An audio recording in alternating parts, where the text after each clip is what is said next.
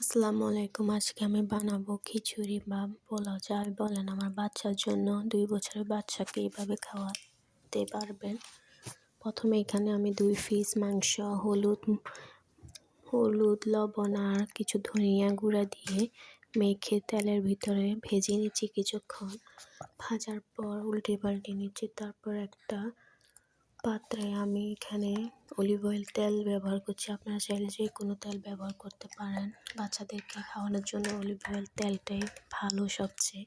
তারপর দিয়ে দিচ্ছি কিছু পেঁয়াজ কুচি। পেঁয়াজটা কিছুক্ষণ ভাজার পর যখন ব্রাউন কালার হয়ে আসবে, কিছুক্ষণ নেড়েচেড়ে ভাজার পর ব্রাউন কালার করে নেওয়ার পর আমি এখানে দিয়ে দেবো আগে থেকে ধুয়ে নেওয়া পানি ঝরিয়ে নেওয়া চাল, পোলাও চালটা আমি ভালো করে ভেজে নেব। আমি এ পর্যায়ে লবণ দিব না, যখন লবণ দিলে চালটা ভেঙে যাবে।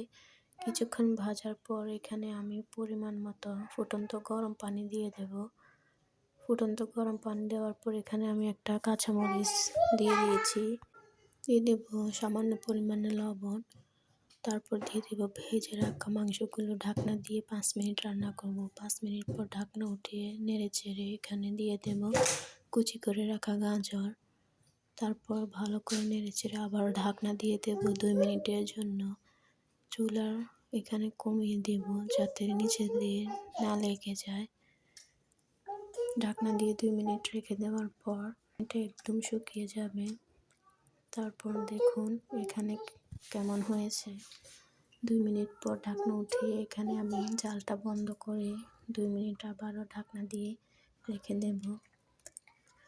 যখন আমি বাচ্চাকে খাওয়াবো তখন আমি এখানে গরম গরম পরিবেশন করব। দেখতেই পাচ্ছেন কতটা সুন্দর ঝরঝরে হয়েছে।